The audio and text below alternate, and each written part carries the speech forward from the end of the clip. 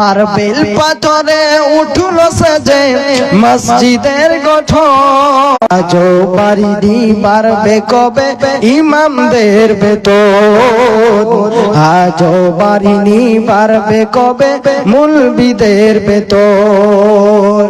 আমার ছেলে মেয়ে পড়ে অনেক দামি স্কুলে, ৮,০০০ টাকা বেতন লাগে প্রতি মাস গেলে। আমার ছেলে মেয়ে পড়ে অনেক দামি স্কুলে, ১০,০০০ টাকা বেতন লাগে প্রতি মাস গেলে। ইমামের ছেলের স্বপ্নগুলো, মুলবিদের ছেলের স্বপ্নগুলো পূরণ হবে কেমন? আজও বাড়িনি বাড়বে কবে ইমামদের বেতন, আজও বাড়িনি বাড়বে কবে আলিমদের বেতন। মার্বেল পাথরে উঠল সেজে মসজিদের গঠন, আজও বাড়িনি বাড়বে কবে ইমামদের বেতন, আজও বাড়িনি বাড়বে কবে আলিমদের বেতন। উপস্থিত আজকের মহদির সভার সভাপতি মহাশয়, মঞ্চে বসে থাকা উলামায়ে কেরামগণ, সামনে বসে থাকা ইসলাম দরদি ইসলাম পিপাসু ভাই ও বাপজানেরা আমার, এবং আমার বাম পাশে বসে থাকা অবলা সরলা সম্মানিতা মা ও খালারা, সর্বাগ্রে মহান স্রষ্টার প্রশংসা জ্ঞাপন করি, যিনি আমাদেরকে দ্বীনি মাহফিলে বসে কোরআন ও হাদিসের কথা শ্রবণ করার তৌফিক প্রদান করেছেন।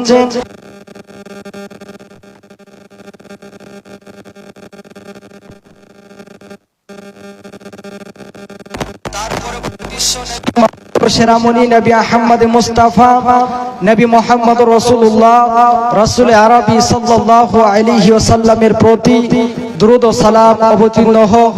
আল্লাহুম্মা সাল্লি আলাইহি আল্লাহুম্মা বারিক আলাইহি। ভাইজান, আজকে আমি আপনাদের সামনে মহান গ্রন্থ আল কোরআন হইতে দুই জায়গা থেকে দুটি আয়াত তেলাওয়াত করেছি।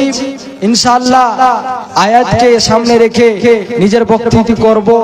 তবে আমার বক্তব্য আরম্ভ করার আগে কয়েকটা কথা বলতে চাই। তাহলে যে আল্লাহ রাব্বুল আলামিন আমাদেরকে পৃথিবীর বুকে পাঠিয়ে আল্লাহ আমাদেরকে অনেক কিছু নিয়ামত দান করেছে। আল্লাহ যে আমাদেরকে একটা জীবন দিয়েছে, এটা একটা আল্লাহর নিয়ামত। এমনকি পৃথিবীতে আল্লাহ অনেক রকমের জিনিস আমাদেরকে দিয়েছেন, তা আমরা ভোগ করি, ভক্ষণ করি। এগুলো যদি আমরা প্রশংসা করতে চাই বা গণনা করতে চাই, আমরা করে কখনো শেষ করতে পারবো না।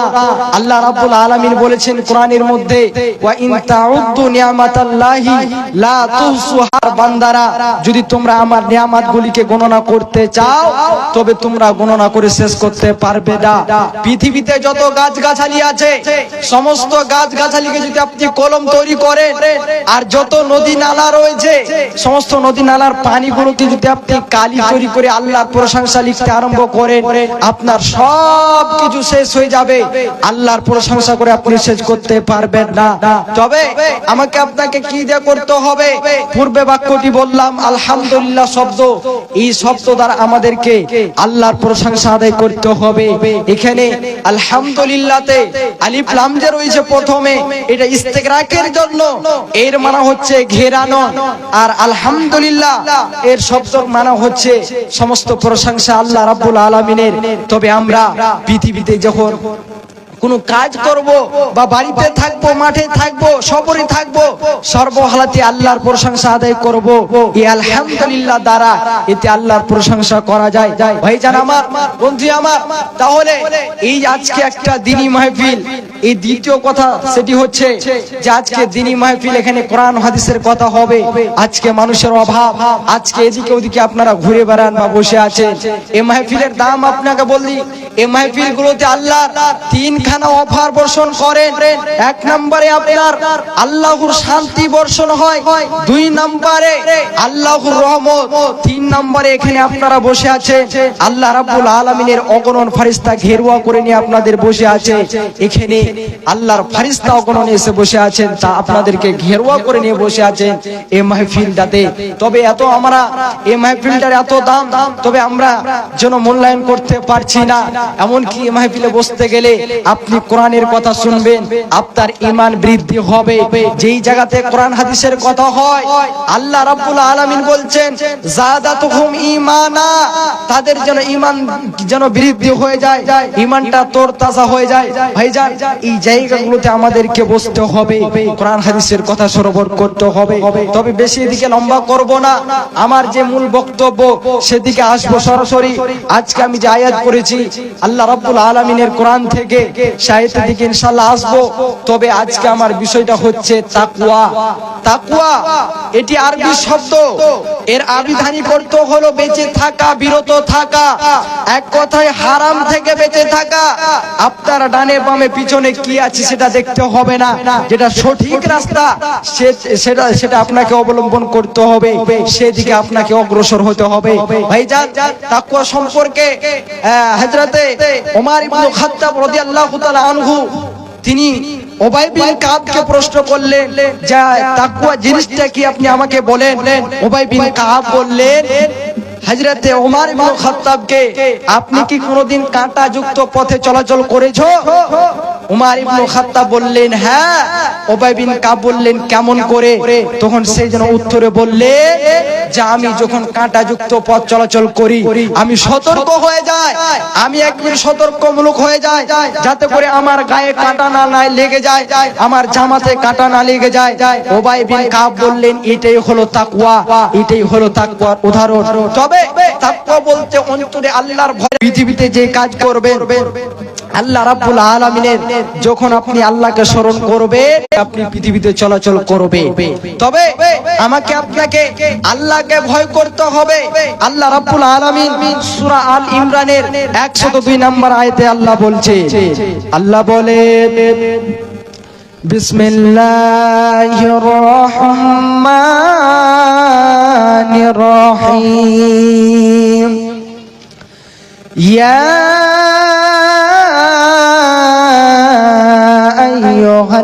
আইয়ুহাল্লাযীনা আমানুত্তাকুল্লাহ হাক্কা তুকাতিহি ওয়া লা তামুতুন্না ইল্লা ওয়া আনতুম মুসলিমুন। আল্লাহ রাব্বুল আলামিন গোটা পৃথিবীর বান্দা বান্দীদের শুনিয়ে দিলেন, যারা মুমিন, যারা আল্লাহ রাব্বুল আলামিনকে গোটা পৃথিবীর আইনদাতা বিধানদাতা বলে স্বীকার করে নিয়েছে, ওই সমস্ত বান্দাদের বলে হে ঈমানদারগণ, তোমরা তোমাদের প্রতিপালককে ভয় করো যে রূপ ভয় করা উচিত, আর মুসলিম না হয়ে মৃত্যুবরণ করো না। ভাইজান আমার, আল্লাহ রাব্বুল আলামিনকে পূর্ণরূপে ভয় করার মানে হলো তার আনুগত্য স্বীকার করতে হবে, এমন কি কোন সময় তাকে ভুলে যাওয়া চলবে না, সর্বহালাতে তাকে যেন স্মরণ। আর যে ব্যক্তি আল্লাহ রাব্বুল আলামিনকে ভয় করবে, আল্লাহ রাব্বুল আলামিন তাকে যেন মর্যাদা দান করবে, তার রিজিকের ব্যবস্থা করবে। হে ভাইজান, আল্লাহকে পূর্ণরূপে ভয় করার মানে হলো তার যেন যত আপনার যেন হুকুম আহকাম রয়েছে, যত নির্দেশ রয়েছে সেইগুলোকে ভালো করে পালন করতে হবে, আর যেইগুলো নিষেধ করে দিয়েছে সেইগুলো থেকে যেন দূরে থাকতে হবে। আল্লাহকে ভয় করতে হবে পূর্ণরূপে। যেই রূপ ভয় করা উচিত, যেই মতো আমাকে আপনাকে আল্লাহকে ভয় করতে হবে, সেই মতো আমাকে আপনাকে আল্লাহকে ভয় করতে হবে। ভাইজান আমার, আল্লাহকে ভয় করতে গেলে আপনার পৃথিবীতে যত খারাপ কাজ রয়েছে, যেগুলো হারাম, সেগুলো থেকে আপনাকে বেঁচে থাকতে হবে, সেগুলো থেকে দূরে থাকতে হবে। এই যখন আপনার কিনা কোরআন মাজিদে সূরা আল ইমরানের 102 নম্বর আয়াত যখন আপনার নাজিল হলো, সাহাবায়ে কেরামগণ ভয় পেয়ে গেলেন, তারা চিন্তায় চিন্তিত, তারা বলতে লাগলেন, তারা আফসোস করতে লাগলেন, হায় রে, আমরা কি আল্লাহকে পূর্ণরূপে ভয় করতে পারবো? তখন আল্লাহ রাব্বুল আলামিন তার পরের আয়াত নাযিল করলেন। আল্লাহ বলেন, ওয়াতাসিমু বিহাবলিল্লাহি জামিআ। আল্লাহ বলেন, ওরে আমার বান্দারা, তোমরা তোমাদের প্রতিপালকের রশি কাঁকড়ে ধরে নাও। তখন এইরকম যখন আল্লাহ আয়াত নাযিল করলেন, সাহাবায়ে কেরামগণ তখন বুঝতে পারলেন আল্লাহ রাব্বুল আলামিনকে পূর্ণরূপে ভয় করার মানে হলো তার যত নির্দেশ আছে সেইগুলোকে পালন করতে হবে, সেইগুলোকে ভালো করে যেন মূল্যায়ন করতে হবে, আদায় করতে হবে। আর যেইগুলো নিষেধ করে দিয়েছে সেইগুলোকে বর্জন করে দিতে হবে। ভাইজান, তাহলে আল্লাহকে ভয় করার মানে হলো যেন যেইগুলো আল্লাহ হারাম করে দিয়েছে সেইগুলো থেকে বেঁচে থাকতে হবে, এমনকি মুসলিম অবস্থায় মারা যেতে হবে। এবারে আপনি জানেন না আপনার কাছে কখন মালাকুল মউত চলে আসবে, আপনার কাছে কখন মরণ চলে আসবে আপনি জানেন না। অতএব আপনাকে সব সময় যেন ঈমান বলা হয়ে থাকতে হবে, ঈমানের সাথে যেন চলাচল করতে হবে, যাতে করে আপনার ঈমান যেন মৃত্যুর সময় আপনি যেন মুসলিম অবস্থায় যেন থাকতে পারে, আপনার মরণটা যেন মুসলিম অবস্থায় হয়। আমরা কি কেউ জানি যে কখন আমাদের কাছে মালাকুল মউত আসবে? কেউ জানি না। এই কথা আল্লাহ রাব্বুল আলামিন আপনার কিনা সূরা লুকমানের শেষের দিকে 5খানা ইলম আল্লাহ রাব্বুল আলামিন কোন রাসূলকে কোন বান্দাকে দেননি। কিয়ামত কখন ঘটবে, এমন কি আপনার আগামী কালকে বৃষ্টি হবে বা আপনার বৃষ্টি কখন হবে, মার গর্ভে ছেলে আছে কি মেয়ে আছে, এমন আপনার মরণ কোন জমিনে হবে, কখন হবে, এই কথা আল্লাহ রাব্বুল আলামিন কোন নবীকে এমন কি কোন রাসূলকে আপনার কোন বান্দাকে দেননি। তবে আমাকে আপনাকে সব সময় ঈমানওয়ালা হয়ে থাকতে হবে, যাতে করে মুসলিম অবস্থায় আপনার মরণ হয়, আপনার মৃত্যু হয়। ভাইজান, আজকে জীবনটা একেবারে আপনার কিছুদিনের জন্য, কখন আপনার কাছে মালাকুল মউত এসে উপস্থিত হয়ে যাবে আপনি জানেন না। তবে সবাইগুলোকে মূল্যবান মনে করতে হবে, ইবাদত করতে হবে, আমাদেরকে যেন ভালোভাবে কাটাতে হবে। আল্লাহ কাকে কতদিন যেন সময় দিয়েছে কেউ বলতে পারবেন না, তবে যে সময়টা আমাদেরকে দিয়েছে একেবারে গুরুত্বপূর্ণ। এই সময়টাতে আল্লাহর ইবাদত করতে হবে।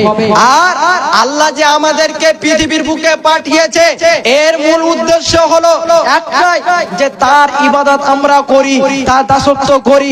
আল্লাহ রাব্বুল আলামিন অন্যত্র জায়গায় বলছেন, আল্লাহ বলছেন, ওয়ামা খালাকাতুল জিন্না ওয়াল ইনসা ইল্লা লিয়াবুদুন। আমি মানব দানবকে এই জন্য তৈরি করেছি, সৃষ্টি করেছি, যাতে তারা আমার ইবাদত করে, আমার পূজা পাঠ করে। এমনকি নবীজি বলছে বান্দাদের প্রতি আল্লাহ তাআলার হক, যে বান্দা আল্লাহ রাব্বুল আলামিনের ইবাদত করবে এবং তার সাথে কাউকে জড়া করবে না। ভাইজান, তাহলে আমাকে আপনাকে যেন আল্লাহর ইবাদত করতে হবে। আল্লাহ রাব্বুল আলামিন যেই কারণে আমাদের সৃষ্টি করেছে সেই দিকে মনোযোগ দিতে হবে। আল্লাহ আমাদের অনেক কিছু যেন হালাল করেছে সেই দিকে যেন অগ্রসর হতে হবে, আর যেইগুলো হারাম করে দিয়েছে সেই দিকে আপনাকে পিছের দিকে থাকতে হবে। ভাইজান, তাহলে আল্লাহ রাব্বুল আলামিন যত হুকুম আমাদের করেছে সেইগুলো আমাদের যেন করতে হবে। তারপরে আল্লাহ রাব্বুল আলামিন কে কেমন করে ভয় করবেন, আল্লাহকে কেমন করে স্মরণ করবেন। হযরতে আব্দুল্লাহ বিন মাসউদ তিনি কেমন করে আল্লাহকে ভয় করতেন। সূরা আল ইমরানের 102 নম্বর আয়াত যখন তেলাওয়াত করতেন তিনি কান্নায় ভেঙে পড়তেন, তিনি কান্না করতে লাগলেন। একদিনকার ঘটনা, একদিন একজন ব্যক্তি তাকে প্রশ্ন করে উঠলো, হে আবু আব্দুর রহমান, আপনি যখন সূরা আল ইমরানের 102 নম্বর আয়াত তেলাওয়াত করেন আপনি কান্নায় কেন ভেঙে পড়েন, আপনি কান্না কেন করতে লাগেন? তখন তিনি বললেন, হে বন্ধু, আমি এই জন্য কান্না করি, এই আয়াত পড়ার সময় এই জন্য আমি ক্রন্দন করতে লাগি, কারণ আল্লাহ বলেছেন ইত্তাকুল্লাহা হাক্কা তুকাতিহি ওয়া লা তামুতুন্না ইল্লা ওয়া আনতুম মুসলিমুন। আল্লাহ বলেছে যে তোমাদের প্রতিপালককে পূর্ণরূপে ভয় করো আর মুসলিম না হয়ে মৃত্যুবরণ করো না। কিন্তু শুনুন, সে আব্দুল্লাহ বিন মাসউদ তিনি বলছেন, আমরা যতই আল্লাহকে ভয় করি না কেন, কিন্তু আল্লাহর কসম আমরা আল্লাহর পূর্ণ হক যেন আদায় করতে পারবো না বা পারি না। তারপর তখন তিনি বললেন যে তাই আল্লাহ যেন সহজ করে যেন বলে দিয়েছেন, ফাত্তাকুল্লাহা মাস্তাতাতুম, তোমরা আল্লাহকে যথাসাধ্য ভয় করো, যতটুকু সম্ভব আল্লাহকে ভয় করো। হে ভাইজান, তাহলে আমাকে আপনাকে যতটা সম্ভব আল্লাহকে ভয় করতে হবে, নচিত আমাদের জীবনটা যেন ধন্য হবে না, আমাদের পরকাল যেন সুখময় হবে না। ভাইজান, আমাদেরকে যেন আল্লাহকে পূর্ণরূপে ভয় করতে হবে। আজকে আমরা আল্লাহকে কেমন করে ভয় করব? আজকে খাস করে যুবক বন্ধু কি বলবো, আপনার কিনা এত ডালাহারে গুনহার কাজে লিপ্ত থাকে, খাস করে শেরশাবাদী, আপনাদের এলাকার কথা বলছি না শুধু, যেখানে শেরশাবাদী ঢুকে আছে, আমি একজন শেরশাবাদী, তবে শেরশাবাদীর বাচ্চারা বা ছেলেরা, যুবক বন্ধুরা এত ডালাহারে আপনার গুনহার কাজে লিপ্ত থাকে, কি বলবো। তারা কোথায় পাবজি, কোথায় ফ্রি ফায়ার, কোথায় আপনার ড্রিম 11 আর কোথায় কি এই করে করে আপনার গুনাহ করে। অথচ বাবা বাড়িতে আছে, বাড়িতে গার্জেন আছে, কিন্তু সে কিছু বলছে না। ভাইজান আমার, এইরকম আমাদেরকে যেন এইগুলো কাজ থেকে আমাদেরকে বাঁচতে হবে, এই গুনার কাজগুলো থেকে বাঁচতে হবে। এমন কি আল্লাহ যেগুলো আদেশ করেছেন সেগুলো আমাদেরকে যেন করতে হবে। তারপরে আল্লাহ রাব্বুল আলামিন অন্যত্র জায়গায় সূরা রহমানের মধ্যে আল্লাহ বলছে, আল্লাহ বলে ওয়ালিমান খাফা মাকাম রাব্বিহি জান্নাতান। আল্লাহ বলেন যেই ব্যক্তি তাদের প্রতিপালকের সামনে দণ্ডায়মান হতে ভয় করে তাদের জন্য রয়েছে দুটি জান্নাত। ভাইজান আমার, এর মানে হলো যেই ব্যক্তির অন্তরে এই বলে ভয় থাকে যে আল্লাহ রাব্বুল আলামিন আমাদেরকে পৃথিবীর বুকে দিয়েছে, একদিন আমাকে মরতে হবে আর একদিন যেন কিয়ামতের দিন দাঁড়াতে হবে, সেই দিন আমাকে পঙ্খ ভাবে যেন হিসাবে দিতে হবে, আমি পৃথিবীতে কি করেছি, ভালো কাজ করেছি কি খারাপ কাজ করেছি, সেই দিন আমাকে যেন হিসাব দেওয়া লাগবে। এই বলে যার মধ্যে আল্লাহর যেন ভয় থাকে, ওই কিয়ামতের ভয় থাকে, আল্লাহ রাব্বুল আলামিন বলছেন তার জন্য রয়েছে দুটি জান্নাত। আর নবীজি বলছেন সেই দুটি জান্নাত কিসের হবে? নবীজি বলছেন একটি হবে স্মরণের এবং একটি হবে যেন রূপের।